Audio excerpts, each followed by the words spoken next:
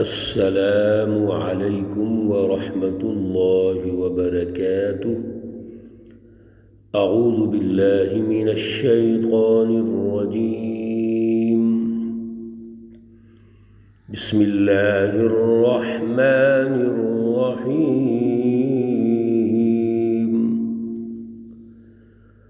قل یا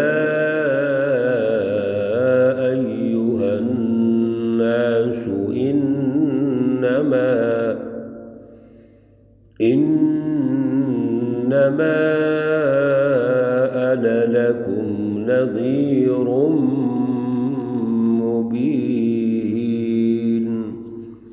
صدق اللہ العلی العظیم۔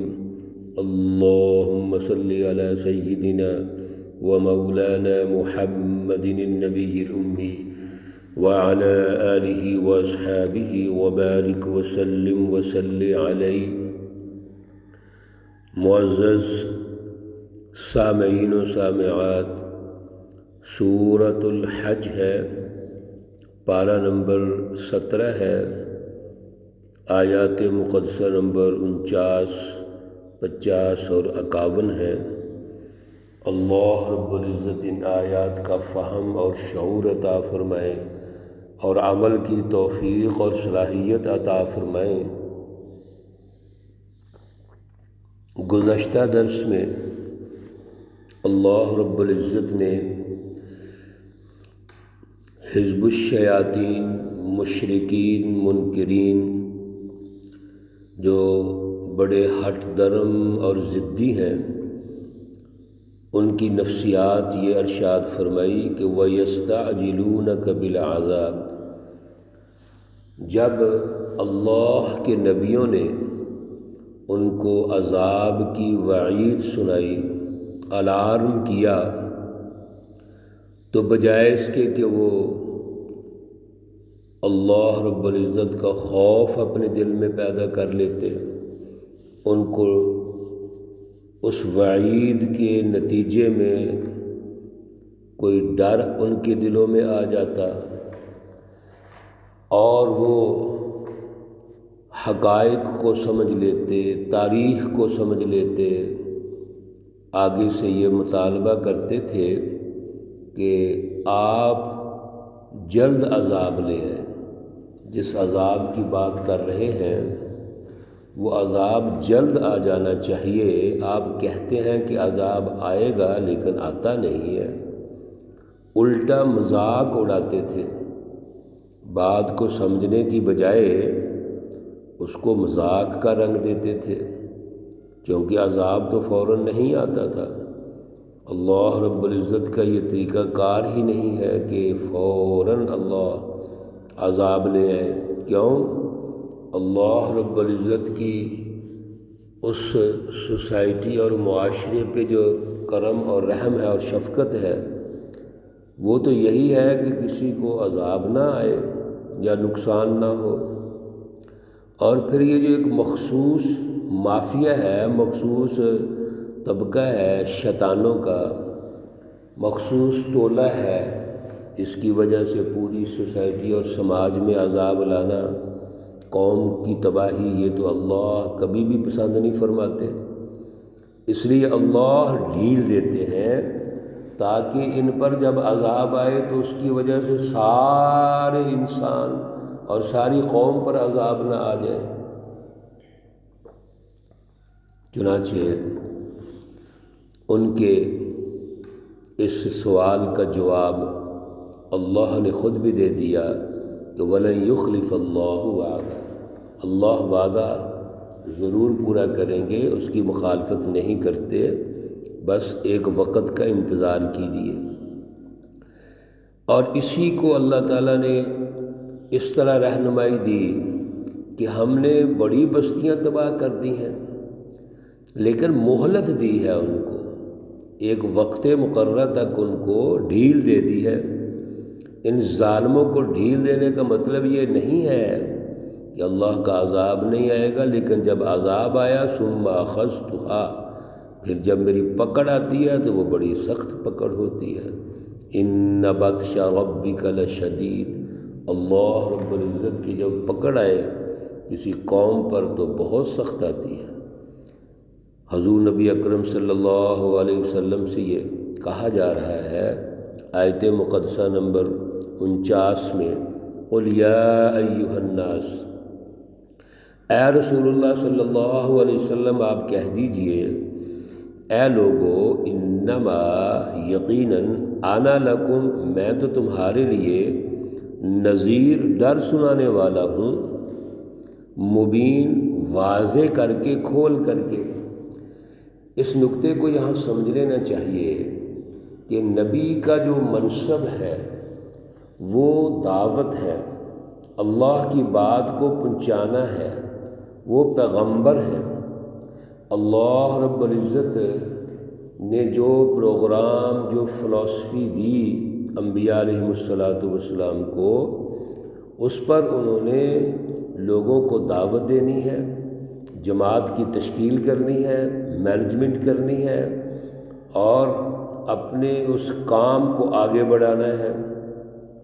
تو حضور نبی اکرم صلی اللہ علیہ وسلم فرماتے ہیں، اور سارے انبیاء نے یہ کہا کہ ہمارا کام تو صرف ڈر سنانا ہے۔ نذیر کا معنی ہوتا ہے ڈر سنانے والا، یعنی حالات، واقعات جو موجود ہیں اس کی روشنی میں دعوت دینا، تاریخی حقائق پیش کرنا، دلائل پیش کرنا، اور اگر قوم مانتی ہے تو بشیر یعنی خوشخبری سنائے، بھئی آپ کو یہ فائدے ہوں گے، دنیا میں یہ فوائد ہوں گے، آخرت میں یہ فوائد ہوں گے، اس کو بشیر کہتے ہیں۔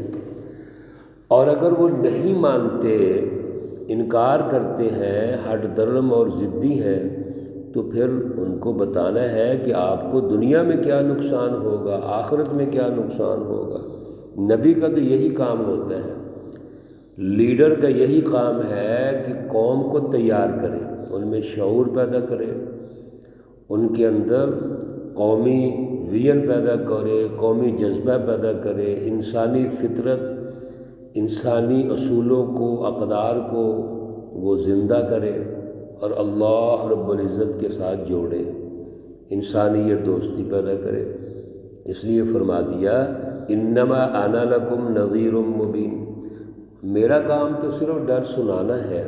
اب عذاب کب آنا ہے، کس وقت آنا ہے، یہ اللہ کی مرضی ہے، میرا اس میں کوئی اختیار نہیں ہے۔ جو میرا اختیار ہے وہ میں کر رہا ہوں، جو میری ڈیوٹی اور ذمہ داری ہے۔ اب عذاب کب آنا ہے، کیسے آنا ہے، یہ اللہ جانتے ہیں، آپ مطالبہ تو کرتے ہیں لیکن اللہ کی مرضی ہے۔ ہاں ایک بات ضرور یاد رکھیے کہ میرے اس ڈر سنانے کے نتیجے میں یا بشیر خوشخبری سنانے کے نتیجے میں دو گروہ لازمی بنیں گے۔ اب آپ نے فیصلہ کرنا ہے کہ آپ کس گروہ میں شامل ہوں گے۔ فالذین آمنوا وعملوا الصالحات، جنہوں نے ہماری دعوت کو قبول کیا، فلسفہ توحید کو سمجھ لیا، اس کا شعور پیدا کر لیا، وہ اللہ کے مومن بنتے ہیں۔ پھر اس کے مطابق جو اللہ نے ان کو فلسفی دی، ایمان، اعلیٰ نظریہ اختیار کرنے کے بعد عملوا الصالحات، انہوں نے اس پر اپنا کردار ادا کیا، انہوں نے اس پر ایک سیاسی نظام بنایا، ایک معاشی نظام بنایا، ایک سماجی اور معاشرتی ڈھانچہ تشکیل دیا، اداروں کی تشکیل کی، ہر دور کے مطابق اپنا عمل و کردار انہوں نے پیش کیا۔ فَأُولَئِكَ لَهُم مَغْفِرَةٌ، ان کے لیے مغفرت ہے، وَرِزْقٌ کریم، اور اچھا رزق ہے، اچھی روزی ہے۔ یہ اعلیٰ جماعت جو ایمان والی ہے، جن کا عمل و کردار اونچا ہے، جو سسٹم اور سوسائٹی کی تشکیل کرتے ہیں، ان کے لیے دنیا میں اچھا رزق ہے، عدل ہے، مساوات ہے، انصاف ہے، دنیا میں طیب رزق ہے، حلال رزق ہے، محنت اور جد و جہد کا رزق ہے، سائنس ان کے قدموں میں ہوگی، ٹیکنالوجی کے یہ وارث ہوں گے، دنیا میں ترقی کریں گے۔ اور مغفرت ہے، دنیا میں بھی ترقی ہے، مادی وسائل ان کے قدموں میں ہوں گے، اور روحانی ترقی کیا ہے کہ اللہ ان کو بخشش فرمائیں گے، آخرت میں ان کو ترقی دیں گے۔ اور ایک دوسرا طبقہ جو حزب الشیاطین کا ہے، جو اس درست نظریے کو نہیں سمجھتا، اس کا شعور حاصل نہیں کرتا، عقل حاصل نہیں کرتا، یہ والذین سعوا فی آیاتنا معاجزین، ان کی ہر وقت یہ کوشش ہوتی ہے، سعوا کوشش کرتے ہیں کیا؟ ہماری آیات میں، ہماری نشانیوں میں رکاوٹ پیدا کرتے ہیں۔ ہمیشہ ان کی کوشش ہوتی ہے جو اللہ نے نظریہ دیا اس میں رکاوٹ، جو اللہ نے فلسفی دی اس میں رکاوٹ، جو اللہ نے سسٹم کی تشکیل دی اس میں رکاوٹ۔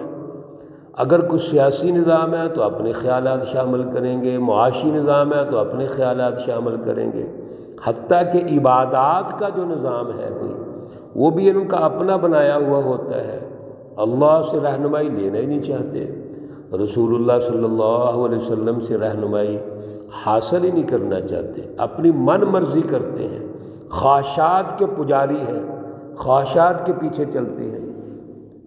ان کا ٹھکانہ کیا ہے؟ نتیجہ کیا ہے؟ اولئک اصحاب الجحیم، یہ لوگ دوزخی ہیں، دوزخ میں رہیں گے۔ ان کی دنیا بھی جہنم ہے، آخرت بھی جہنم ہے۔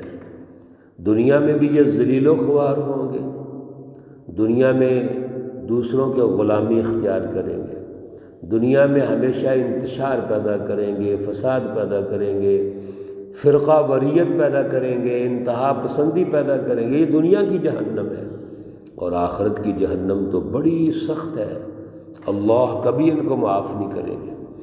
اس لیے ہمیشہ ہمارے اندر اعلیٰ شعور ہونا چاہیے، ہم جماعتوں کا تجزیہ کر سکیں، درست جماعت کون سی ہے، غلط جماعت کون سی ہے، سچی جماعت کون سی ہے، جھوٹی جماعت کون سی ہے۔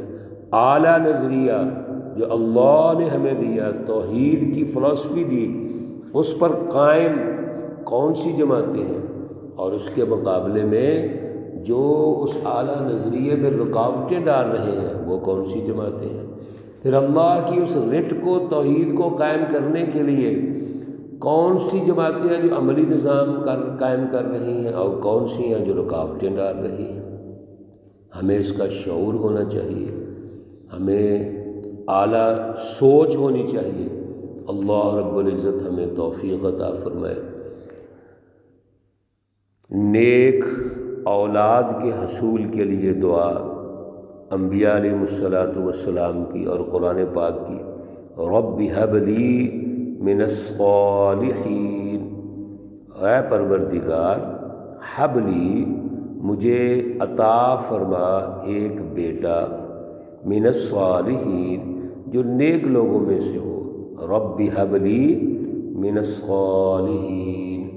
ہمیشہ یہ دعا ہمیں نماز میں بھی کرنی چاہیے اور ویسے بھی کرتی رہنی چاہیے، تاکہ اللہ نیک اولاد عطا فرمائے۔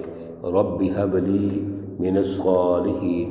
اللہ رب العزت تمام مرحومین و مرحومات کو جنت الفردوس میں اعلیٰ مقام عطا فرمائے۔ اللہ رب العزت تمام بیماروں کو شفائے کاملہ عاجلہ مستمرہ عطا فرمائے۔ ربنا تقبل منا إنك أنت السميع العليم وتب علينا إنك أنت التواب الرحيم، وصلى الله تعالى على النبي الأمي محمد وعلى آله وأصحابه أجمعين برحمتك يا أرحم الراحمين۔ السلام عليكم ورحمة الله وبركاته۔